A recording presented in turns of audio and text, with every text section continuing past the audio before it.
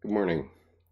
This morning I'm going to read, this is the sixth part of the essay by Dr. C.G. Jung described up here. But I'm especially want to read it because of some things that are happening in current affairs and are very important for us to think about. Today it was announced that AOC, Congresswoman Alexandria Ocasio-Cortez, has drawn more visitors at the South by Southwest conference than any of the presidential candidates. And this is because she has become a numinous figure in American politics. She's really the chosen one, and ironically, she's chosen by the GOP because they've started to attack her in the news already, and she's a congresswoman of 2 months' duration so far. But she's become so important and so numinous in American politics that we really need to understand what's going on. And what's going on actually has to do with Dr. Jung's teaching about mass-mindedness and the fact that 100 intelligent people in a room make one blockhead, and how what we have to do in order to overcome mass-mindedness, which was so destructive in the 20th century with the rise of Adolf Hitler, is that we have to think for ourselves, and we have to ourselves be individuals who make our own decisions and not just go with the crowd. And that is a fundamental teaching of Dr. Jung, and it's also an important issue for our modern politics. So I will read these dreams to you. These articles were written in 1958, believe it or not. And I want you to think about it in terms of what's happening in American politics, regardless of which side you support, because, as I said, it's actually the GOP that selected AOC as the numinous figure in American politics, and she's drawn at the South by Southwest conference more listeners than any of the presidential candidates. And she's not even eligible to run for president for 6 years. So obviously it's a very significant and numinous development in our political situation, and something that everybody needs to know, whether you're Republican or Democrat. And so this is also going to come up in my playlist called Political Psychology, but I'm going to read these dreams out of order, because dream number 7 is very, very important. And so I'll read that first so that I attract your attention to these issues, and then I'll go back and read dreams number 5 and 6. So I'm beginning on page 376 of C.G. Jung, Civilization in Transition, Volume 10 of the Collected Works of C.G. Jung, published by Princeton University Press. And I'm on page 376, and it's beginning with paragraph 713. Dream number 7. Yes, Tor, I agree with you. AOC has become a numinous figure, and this is why. Dream number 7. I found myself, together with other people, on the top of a hill, looking out over a beautiful, broad, undulating landscape teeming with lush vegetation. Suddenly, a flying saucer floated into view, paused at eye level before us, and lay there, clear and shining in the sunlight. It did not look like a machine, but like a deep-sea fish, round and flat, but enormously big, about 30 or 40 feet in diameter. It was speckled all over with blue, gray, and white spots. Its edges undulated and quivered all the time. They acted as oars and rudders. This creature began circling round us. Then all at once, as though fired from a cannon, shot straight up into the blue sky, came rushing down again with inconceivable speed, and once more circled round our hill. It was obviously doing this for our benefit. Once, when it flew quite close, it seemed to be much smaller and looked like a hammerhead shark. Now it had somehow landed in our vicinity. An occupant got out and came straight toward me, a semi-human woman. The other people fled and waited at a respectful distance, looking back at us. The woman told me that they knew me well in that other world from which she had come, and were watching how I fulfilled my task, my mission. She spoke in a stern, almost threatening tone, and seemed to attach great importance to the charge laid upon me. Commentary of Dream 7, paragraph 713. The occasion for this dream was the anticipation of a visit which the dreamer intended to pay me during the next few days. The exposition shows a positive, hopeful feeling of expectancy. The dramatic development begins with the sudden appearance of a UFO, which has the obvious intention of showing itself as clearly as possible to the observer. On closer inspection, he sees that it is not a machine, but an animal of sorts, a deep-sea fish, something like a giant ray, which, as we know, sometimes makes attempts to fly. Its movements emphasize the relationship of the UFO to the observers. These overtures lead to a landing. A semi-human figure climbs out of the UFO, thus revealing an intelligent human relationship between the UFO and its observers. This impression is strengthened by the fact that it is a feminine figure, which, because it is unknown and indefinite, belongs to the anima type. The numinosity of this archetype causes a panic reaction among the people present. In other words, the dreamer registers a subjective reaction of flight.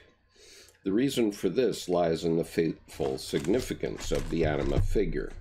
She is the Sphinx of Oedipus, a Cassandra, the messenger of the Grail, the white lady who gives warning of death, etc.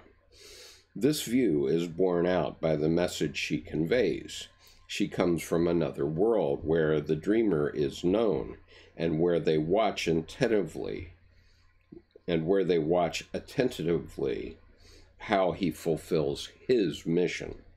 The anima personifies the collective unconscious, the realm of the mothers, which, as experience shows, has a distinct tendency to influence the conscious conduct of life, and when this is not possible, to erupt violently into consciousness in order to confront it with strange and seemingly incomprehensible contents. The UFO in the dream is a content of this kind whose strangeness leaves nothing to be desired. The difficulty of integration is in this case so great that the dreamer's ordinary powers of comprehension fail him, and he resorts to mythical means of explanation: star-dwellers, angels, spirits, gods, even before he knows what he has seen. So great is the numinosity of these ideas that one never asks oneself whether it might be a subjective perception of collective unconscious processes. For in the common estimation, a subjective observation can only be either true or else, as a delusion of the senses or an hallucination, it can only be untrue. The fact that the latter are also true phenomena with sufficient reasons of their own is apparently never taken into account so long as no obviously pathological disturbance is present. There are, however, manifestations of the unconscious, even in normal people, which can be so real and impressive that the observer instinctively resists taking his perception as a delusion or hallucination. His instinct is right.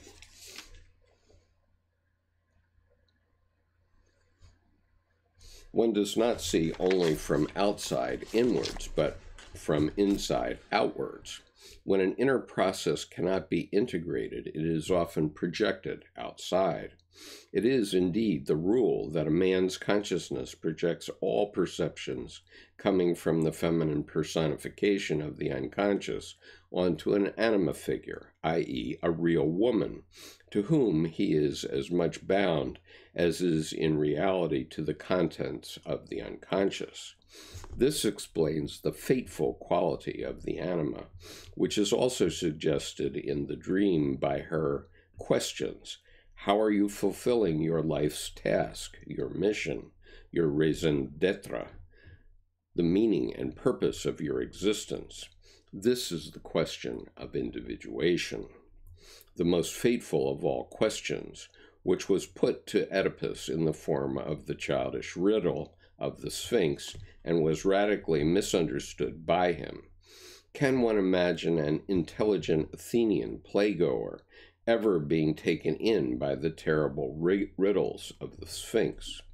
Oedipus did not use his intelligence to see through the uncanny nature of this childishly simple and all too facile riddle, and therefore fell victim to his tragic fate, because he thought he had answered the question. It was the Sphinx itself that he ought to have answered, and not its facade. Paragraph 715.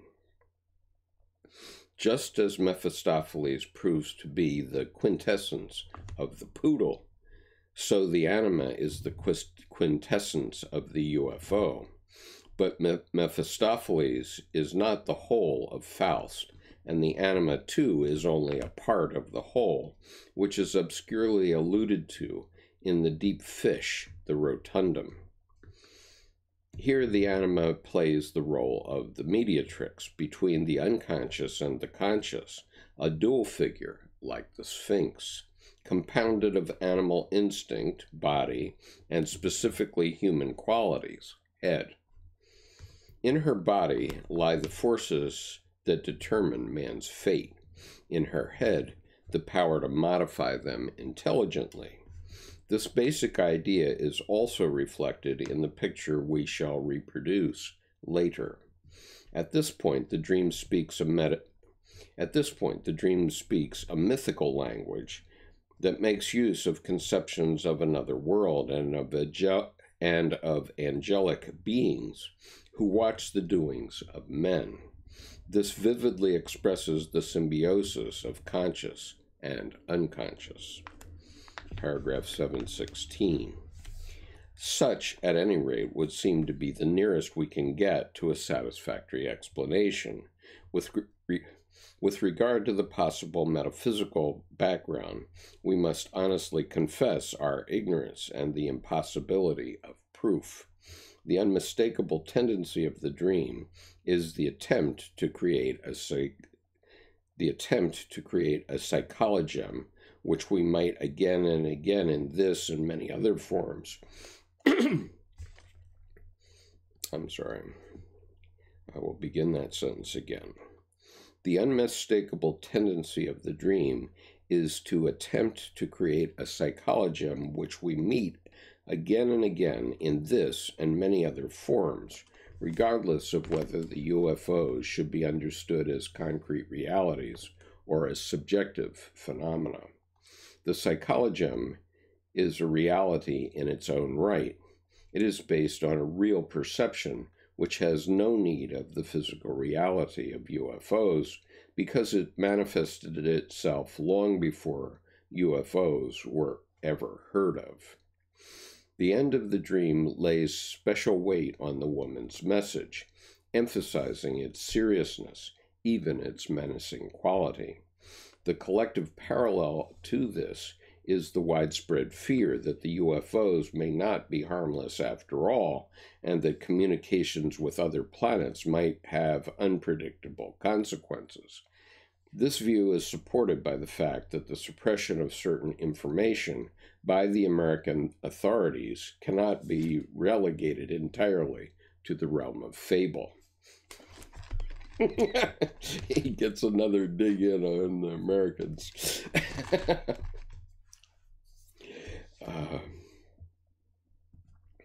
Let me read that sentence again, just so you appreciate it. This view is supported by the fact that the suppression of certain information by the American authorities cannot be relegated entirely to the realm of fable. Paragraph 718. The seriousness, indeed dangerousness, of the problem of individuation cannot be denied in an age in which the destructive efforts of mass-mindedness are so clearly apparent. For individuation is the great alternative that faces our Western civilization. It is the fact that in the dictator state, the individual is robbed of his freedom, and that we too are threatened by this political development and are not at all sure of the right means of defense. Hence, the question arises in all urgency: are we going to let ourselves be robbed of our individual freedom, and what can we do to stop it?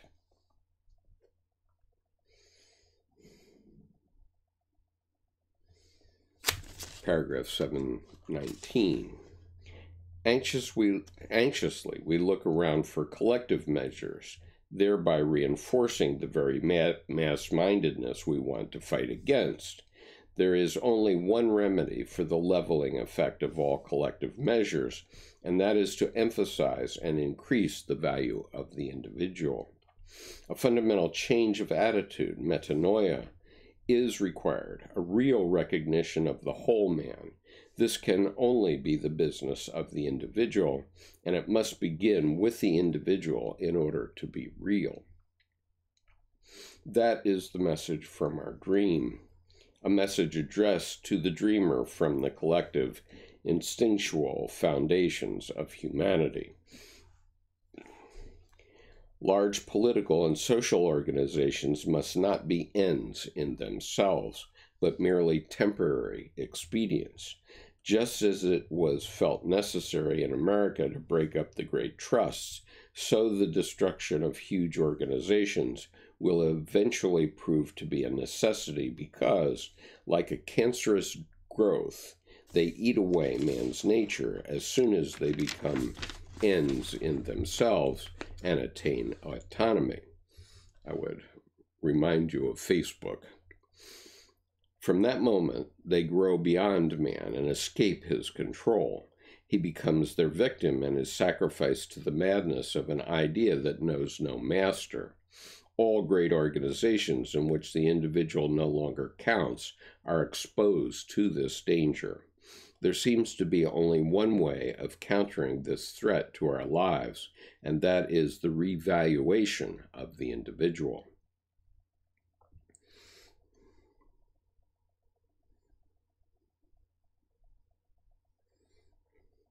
I'll come back to your comments at the end of this stream.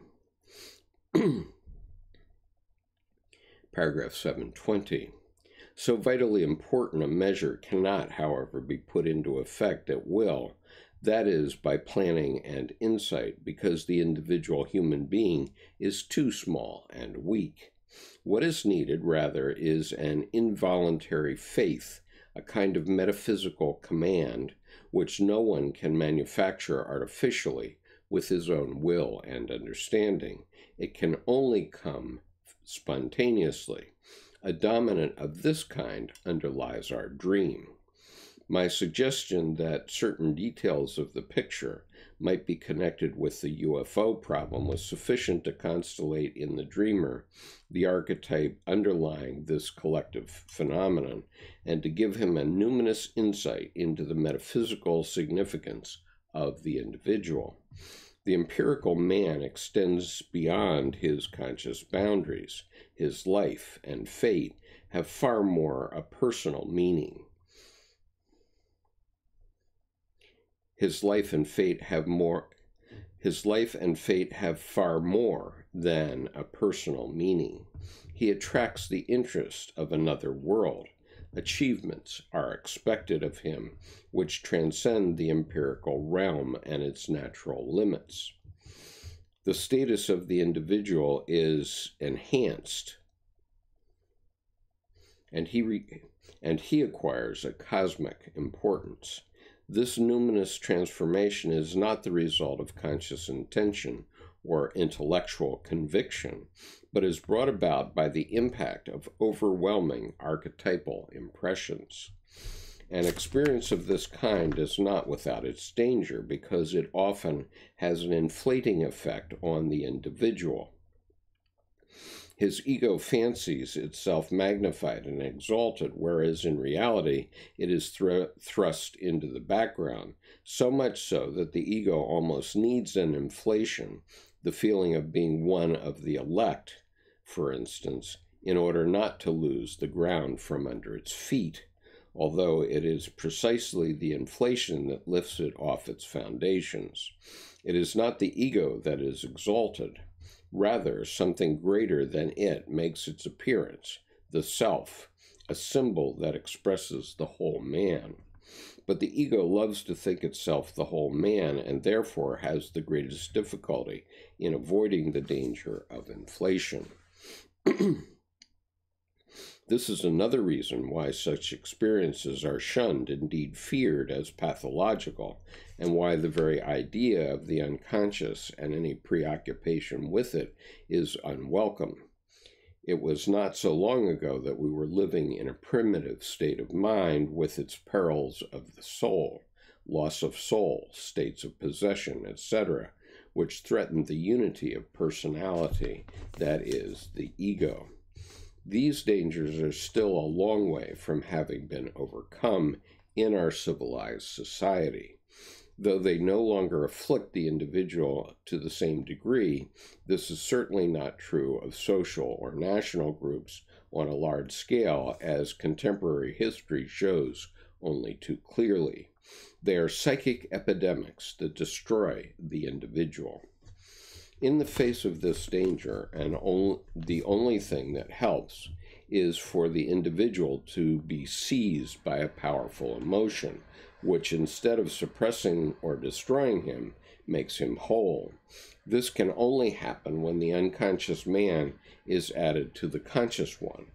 The process of unification is only partly under the control of our will. The rest of it happens involuntarily. With the conscious mind, we are able, at most, to get within reach of the unconscious process, and must then wait and see what will happen next. For the conscious standpoint, the whole process looks like an adventure or a quest, somewhat in the manner of Bunyan's Pilgrim's Progress. Esther Harding, in a detailed study, which he refers to in a footnote as Journey into Self. This is Esther Harding's book. Esther Harding, in a detailed study, has shown that in spite of the difference of language and outlook, Bunyan was speaking to the same inward experiences which also befell people today when they choose the straight and narrow path. I would recommend her book to anyone who wants to know what the individuation process really is. To the constantly reiterated question, what can I do? I know no other answer except become what you have always been, namely, the wholeness, which we have lost in the midst of our civilized, conscious existence, a wholeness which we always were without knowing it. Esther Harding's book speaks such a simple and universal language that any man of good will, even though he lacks specialized knowledge, can get an idea of what it is all about. He will also understand why, despite the fact that his question, what on earth can I do in the present threatening world situation with my feeble powers, seems so important to him, it were better for him to do nothing and to leave things as they are.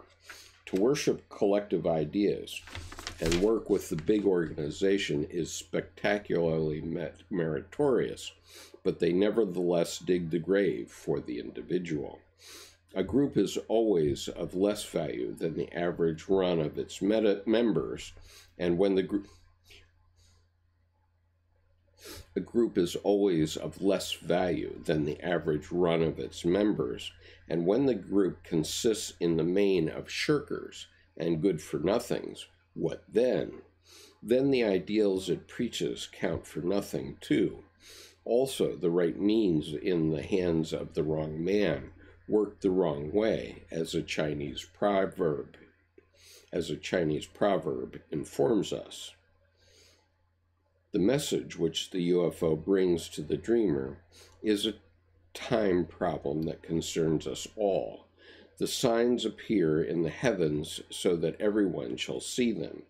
They bid each of us remember his own soul and his own wholeness, because this is the answer the West should give to the danger of mass-mindedness. Now, as you might guess, there are a number of points where the structure of this archetype are exactly what AOC fell into, in my opinion, and that has made her a numinous figure, not only for the Democrats, but for the Republicans, because why would they be attacking her so aggressively if they didn't think she was dangerous to their future, which she certainly is, because she represents this numinous anima and thinking for herself. So let me go back to your points, and then I'll go on to the other two dreams. Tor says, AOC is super famous outside U.S. also. Attic says, beware of your dreams. There are government creepers running around with mind control. They can give you dreams, absolutely. And Tor says, you're talking about the voice of Allah, the new weapon. Tor puts question mark. Attic says, it can make you hear things. It can make you believe anything. Tor can't really tell if it's real or not. It could be fake news, but if it isn't, it would explain all the mass shootings. Well, I certainly think that your unconscious can deliver fake news. In fact, it delivers two streams, one good, one bad. And so remember the message in the Bible, first letter of John 4:1, which is test the spirits. Attic says, it's the police psychiatrics. I'm not sure how far they will push people. I saw a guy today, they tires to make him a cannibal. He was eating blood off the floor. I'm not understanding that comment, but Martin says there are certain magicians that sway society through channels of social media for sure. Look at Cambridge Analytical. Torres says the media propaganda is visible if one looks for it. It's subtle and there is a lot of distractions that gets the highlighted instead of more important issues. Martin, I personally think perhaps that the collective movings based on personality with influences from social media is perhaps an integration with upcoming UI. I think you might mean, I don't know what you mean there, Martin, by UI. Tor, this thing about the prime minister that edits the news confirms this, I think. Attic, the system is scared of change if you try to go to the top with anything you met with a dead end most of the time. Or the system is fragile, so there are efforts to control society so it doesn't fall apart. Well, I think that's definitely true. And regardless of who wins elections, the powers that be have to keep society apparently going in the right direction, or by election, let's say. And if they fail to do that, then they don't have a society that they control anymore. Martin says he meant AI, sorry, Skip, artificial intelligence. So what he said in that comment was, I personally think perhaps that the collective movings based on personality with influences from social media is perhaps an integration with upcoming AI. Yeah, well, I think that the future of AI is vastly exaggerated because I can't even get the Amazon Dot or whatever it's called, my Alexa, to understand my words when I try to make a shopping list. So we are very far from artificial intelligence, which would require emotion and actual living. And this is the problem of all rationalism, which we'll get to in a moment here. It is the topic, though, so I'll mention it once again in Peter Kingsley's Catafalque by Peter Kingsley, Carl Jung and the End of Humanity, where he's talking about the fact that we need to get away from just pure rationalism. Pure rationalism will lead us to the end of humanity. And this is the problem with professors promoting rules of life, because while I know that rules of life are very attractive to young men, they aren't very useful in living your life except as guidelines. And so each of us consciously must make our own ethical decisions. Martin says, Elon Musk's new work may change your mind, Skip. Yeah, maybe. I'm still very doubtful. We're a long way from artificial intelligence. What we call artificial intelligence today is using rationalism, and I don't deny that pure rationalism in the form of computer knowledge and power may destroy humanity. It may, in fact, because it doesn't have to live the life of a human being. And so we have to really think that and think about that issue. Okay, I have limited time here today, so I want to go back and read the other two dreams, and we can continue to discuss these issues in future conversations like tomorrow evening. Grenade says, artificial intelligence will take the form of an integrated neural network, Web 3, with each user being a node on that network. Okay, if it's an integrated neural network, then maybe. And the government is hiding technology. They're far more advanced than you would think, says Attic. Okay, dream number 5. This dream comes from a woman with an academic education. It was dreamt several years ago with reference to UFOs. 2 women were standing on the edge of the world, seeking. The older was taller but lame. The younger was shorter and had her arm under that of the taller, as if supporting her. The older one looked out with courage. I identified her in some way with X, and the younger stood beside her with strength but feared to look. Her head was bowed. I identified myself with this second figure. Above was the crescent moon and the morning star. To the right, the rising sun. An elliptical silvery object came flying from the right. It was peopled around its rim with figures, which I think were men, cloaked figures, all silvery white. The women were awed and trembled in that unearthly cosmic space, a position untenable except at the moment of the vision. Let me give you that image so that you know what we're talking about. So this is the image that they saw. There it is. And so this is the painting that the woman did. Paragraph 698.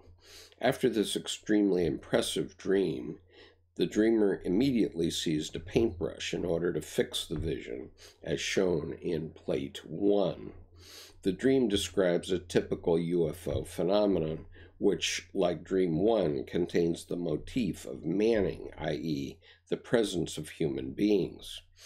It obviously represents a borderline situation, as the expression on the edge of the world shows.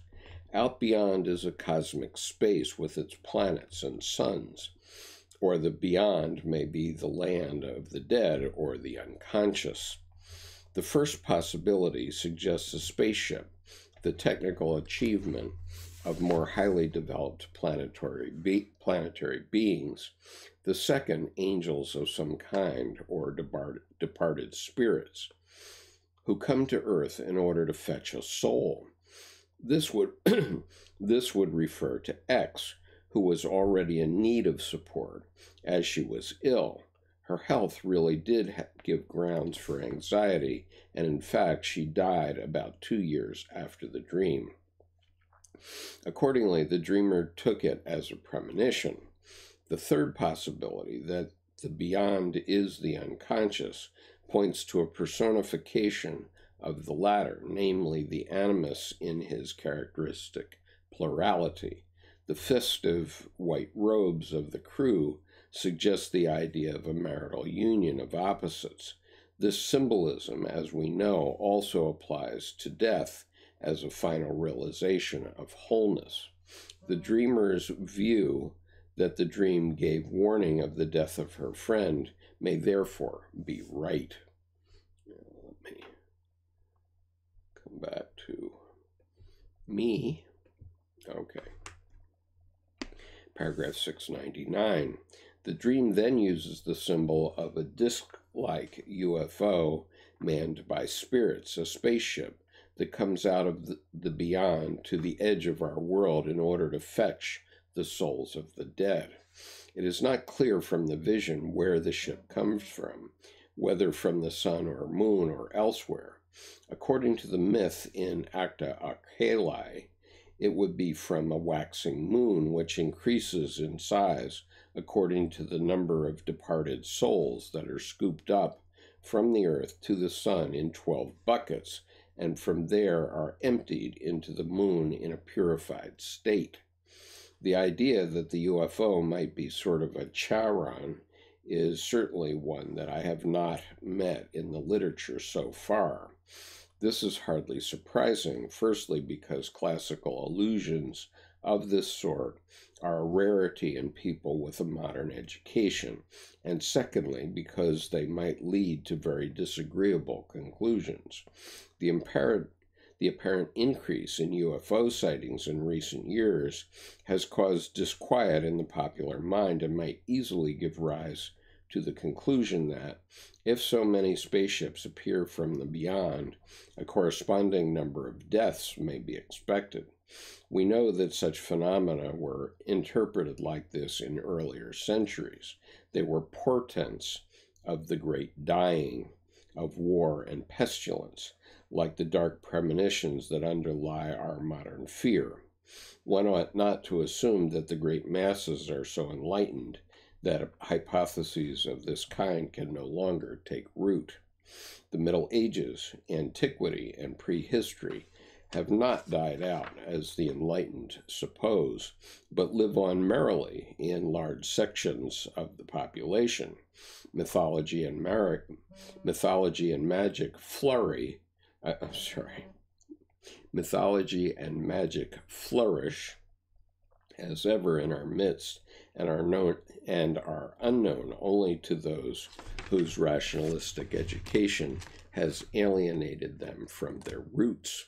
And I would just confirm this, that I have a friend who was a high school classmate who white sages her house every weekend to get the bad evil out of her house, let's say. Okay.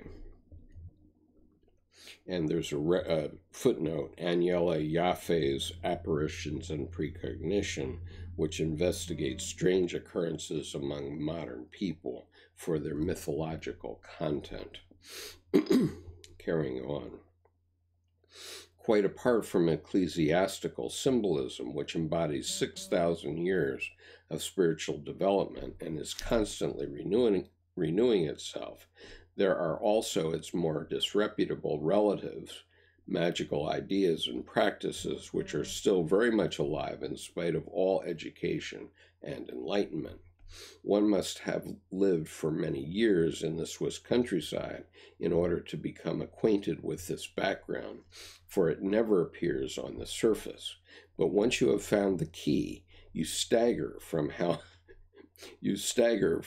one amazement to the next.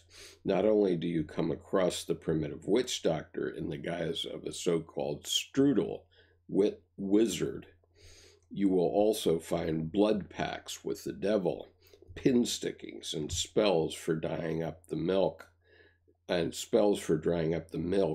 of cattle, and regularly handwritten books of magic. At the house of one of these rustic wizards, I once discovered a book of this kind from the end of the 19th century, beginning with the Merseburg's magic spell in modern High German and an incantation to Venus of unknown age. These wizards often have a large clientele from town and country. I myself have seen a collection of hundreds of letters of thanks which one of them received for successfully laying ghosts in houses and stables, for taking the curse off men and animals, and for curing all manner of ailments. For those of my readers who are unaware of these things and think I am exaggerating, I can point to the easily verifiable fact that the heyday of astrology was not in the benighted Middle Ages, but is in the middle of the 20th century, when even the newspapers do not hesitate to publish the week's horoscope. Now it's the day's horoscope. A thin layer of rootless rationalistic rationalists read this with satisfaction in an encyclopedia that in the year 1725, Mr. So-and-so had horoscopes cast for his children, and yet do not know that nowadays the horoscope has almost attained the rank of a visiting card. Those who have even a nodding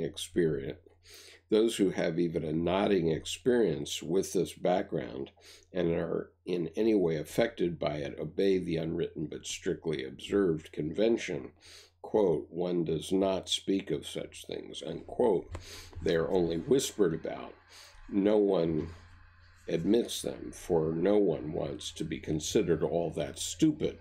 In reality, however, it is very different. And I just point out that in my local community, on one of the main drags, there is a tarot reader in one of the most valuable corners in my city. Reading on, paragraph 701. I mention these things infest the roots of our society, chiefly on account of the symbolism of our dreams, which sounds so incomprehensible to many people because it is based on historical and contemporary facts that are unknown to them. What would they say if I connected the dream of a quite simple person with Wotan, Odin, or Baldur? These are German myths. They would accuse me of learned eccentricity, not knowing that in the same village there was a wizard who had taken the spell off the dreamer's stable, using for that purpose a book of magic that begins with the Merseburg incantation. Anyone who does not know that Wotan's host, enlightenment,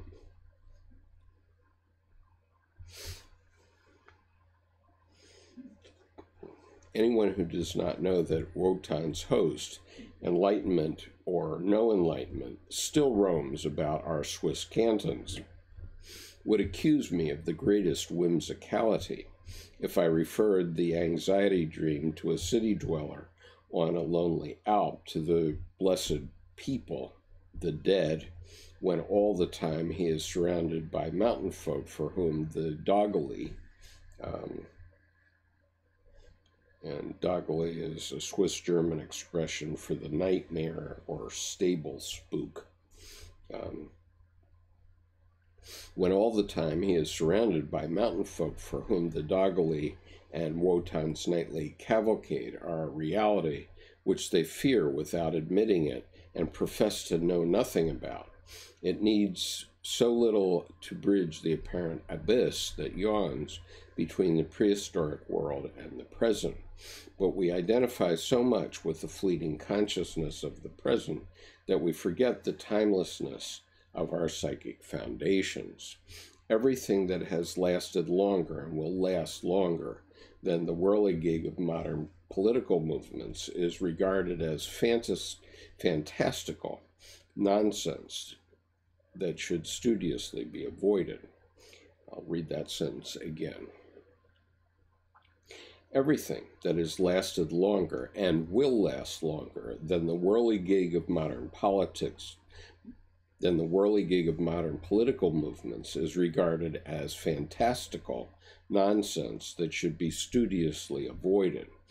But in that way, we succumb to the great psychic danger that now threatens us, rootless intellectualism, which one and all reckon without their host, i.e., without the real man.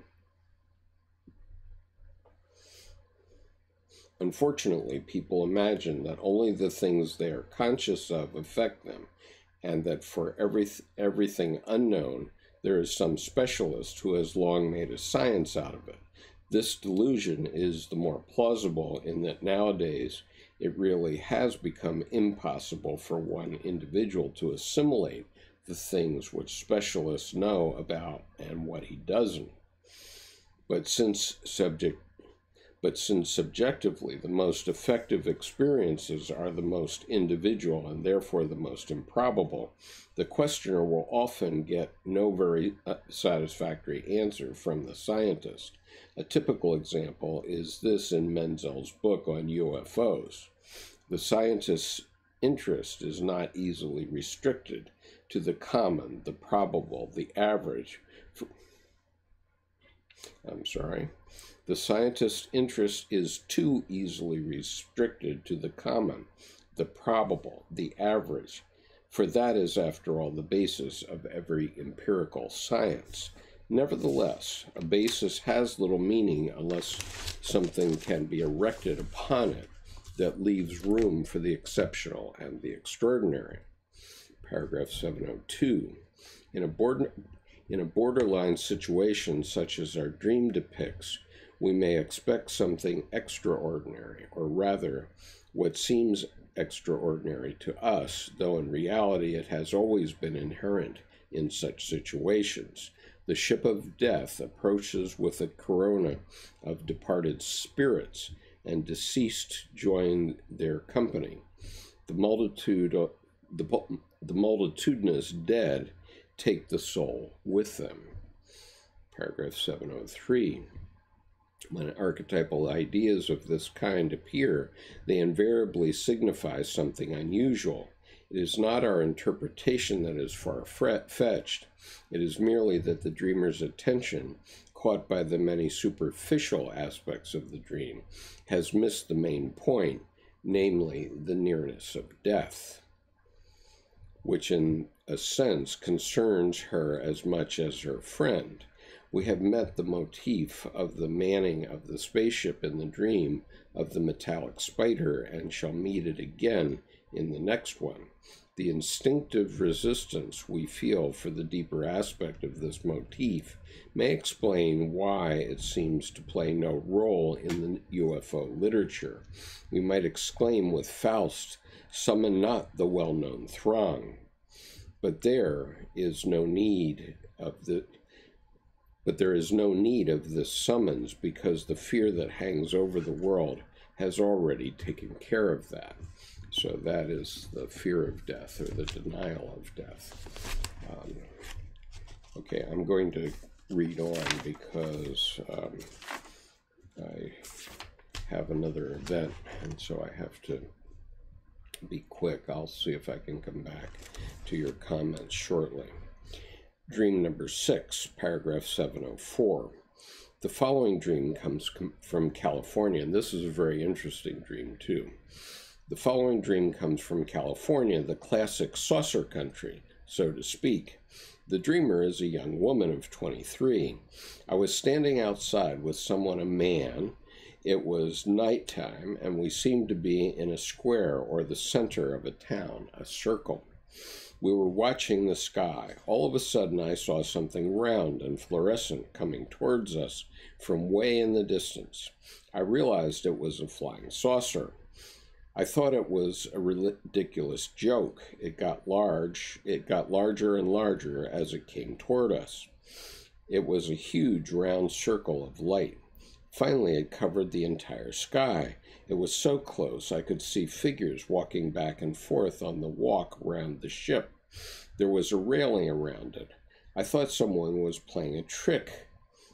Then I thought it was real.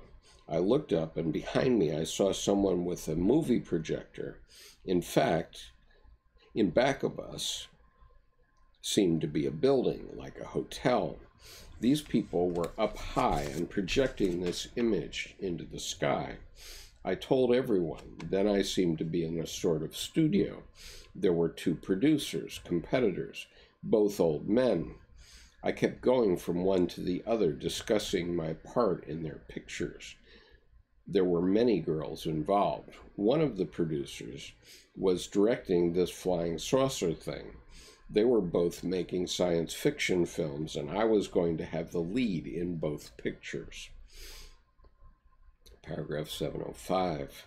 The dreamer, a young film actress, was undergoing psychological treatment for a marked dissociation of personality with all the accompanying symptoms.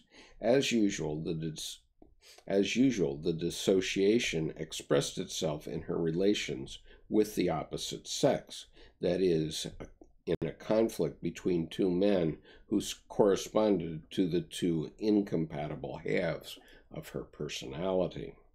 Commentary on Dream 6, paragraph 706. As in the first 2 dreams, the dreamer was conscious of UFOs, and here as there, the UFO functions as a symbol carrier. Its appearance is even expected, since the dreamer had already put herself in a central position for this purpose, a square or center of the city. This gives her a central position between the opposites, equidistant from the right and left, and allowing her to see or feel both sides. In the light of this attitude, the UFO appears to be rather like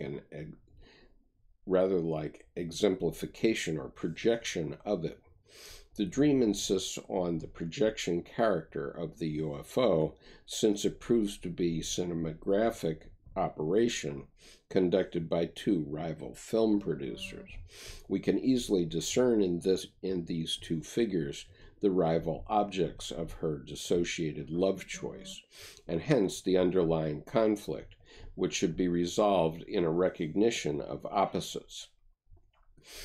The UFO appears here in the mediating role we have met before, but it turns out to be an intentional cinematographic effect obviously lacking any reconciling significance. If we remember the important part a film producer plays in the life of a young actress, then the changing of the two rival lovers into producers suggests that the latter have acquired for her a more exalted rank or an increase in prestige. They have, so to speak, moved into the limelight of her own drama, whereas the UFO is very much dimmed, if it has not lost its significance altogether as a mere trick. The accent has gone over entirely to the producers. The apparently cosmic phenomenon is nothing more than a meaningless trick staged by them, and the dreamer's interest turns wholly to her professional ambitions. This seals the outcome of the solution offered by the dream. It is not easy to see why the dream brings in the UFOs at all, only to dispose of it in this disappointing way. In view of the suggestive circumstances at the beginning of the dream, square, center, circle, and the sensational significance of UFOs, obviously well known to the dreamer, this denouement is rather unexpected. It is as though the dream wanted to say, it is not like that at all. On the contrary, it is only a film trick, a bit of science fiction. Think, rather, that you have the chief role in the two pictures.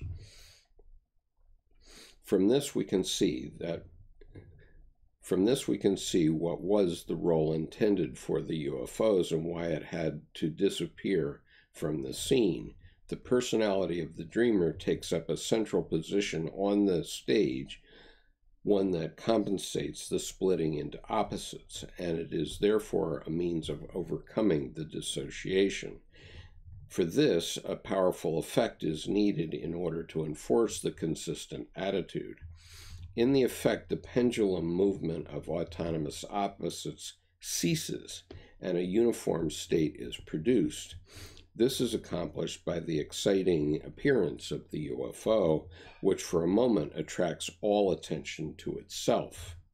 It is clear that the UFO phenomenon in this dream is unreal and only a means to an end, as though one called out to a person, "Look out." That is why it is immediately devalued. It is not a genuine phenomenon at all, but a trick, and the dream action now proceeds to the personal problem of the dreamer and her conflict between the two men. If this well-known and very common situation means more and lasts longer than a passing uncertainty of choice, this is usually due to the fact that the problem is not taken seriously, like Buridan's ass, which could not decide which of the two bundles of hay he wanted to eat first.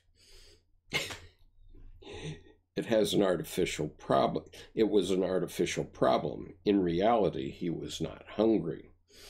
This seems to be the case where our dreamer, she means neither the one nor the other, but herself.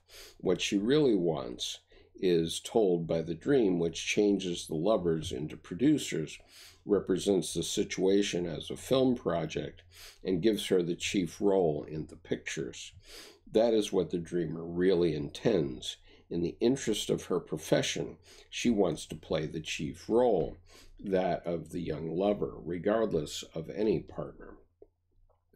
But evidently she cannot quite bring it off in reality because she is still tempted to regard her partners as real, when in fact they are only playing a role in her drama. This does not speak very well for her artistic vocation, and she is right to feel some doubt as to its seriousness for her. In contradistinction to her vacillating conscious attitude, the dream points decidedly to her profession as her true love, and thus gives her the solution to her conflict. Any insight into the nature of the UFO phenomenon is not to be expected from this dream. The UFO is used only as a sort of alarm signal, thanks to the collective excitement occasioned by flying saucers. Interesting or even alarming as the phenomenon may be, youth has or claims the right to regard the problem of him and her as much more fascinating.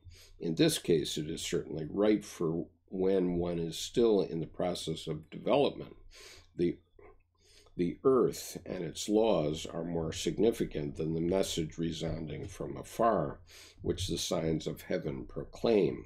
Since youth lasts for a very long time, and its peculiar state of mind is the highest that many human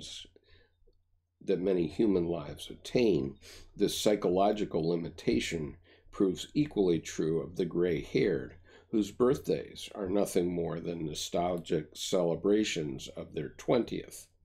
At best, the outcome is concentration on one's profession, any further development being regarded as a mere disturbance.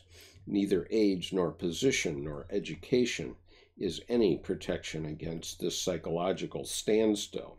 Human society is, after all, still very young. For what are 3,000 or 5,000 years on a longer view? I have introduced this dream as a paradigm of the way the unconscious can also deal with the problem that concerns us here. I wanted to show that the symbols cannot be interpreted in a uniform manner, and that their meaning depends on many different factors. Life cannot go forward except from the place where one happens to be. Let me re-emphasize that. Life cannot go forward except from the place where one happens to be. In the next chapter, I will discuss some pictures relating to UFOs. The painter of the fourth dimension, Plate 3, to whom I had written that certain details seemed to be connected with the strange apparitions in the skies, sent me the following dream, which he had on September 12th, 1957. Now I'll show you this number 3 here. Let's see, how am I doing this?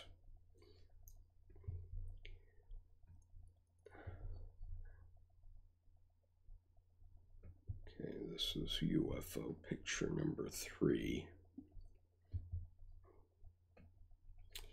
Okay, so that's the painting about the fourth dimension. Okay, and so then that led into dream number 7, which I read at the beginning of this session.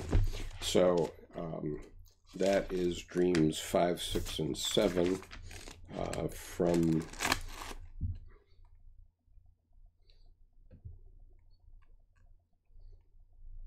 Okay, that's dreams 5, 6, and 7 from my reading Flying Saucers, A Modern Myth of Things Seen in the Sky, volume 10 of the Collected Works of C.G. Jung, paragraphs 697 to 723. The next section is called UFOs in Modern Painting, and I will begin that tomorrow. I will very quickly go back and look through your comments, but I need to go quickly. So Grenade had said artificial intelligence will take the form of an integrated neural network. Okay, so the government is hiding technology. They are far more advanced than you would think, says Atik. Grenade, it's not here yet, but give it some decades. It's not quite the same as killer robots, more of an extension of human will. That I would agree with, Grenade. And it will take some decades, but put in the wrong hands and it can be bad, absolutely. I believe you're right, Grenade, so the old work can keep track of them, says Adik.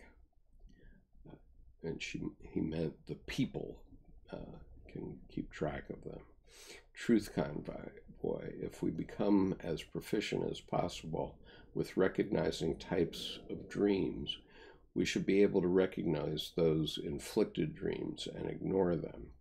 Truth Convoy, but frankly, I think those experimental weapons will not work in the dream state.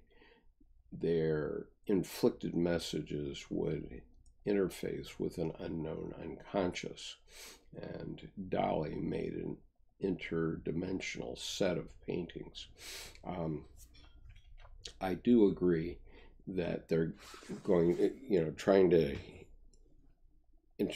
impose a dream on the unconscious is going to be very difficult, because the unconscious has developed for 3.5 billion years.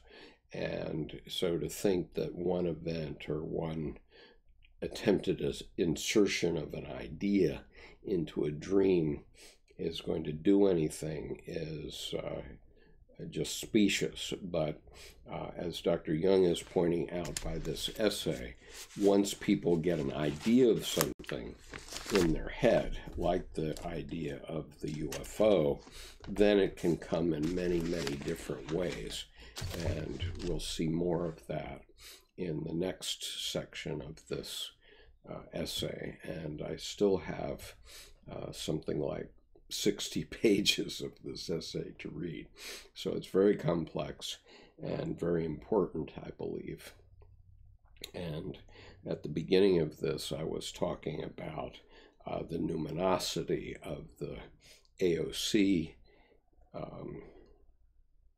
phenomenon in the United States. I mean, why would one freshman congresswoman out of 435 all of a sudden be risen to such prominence?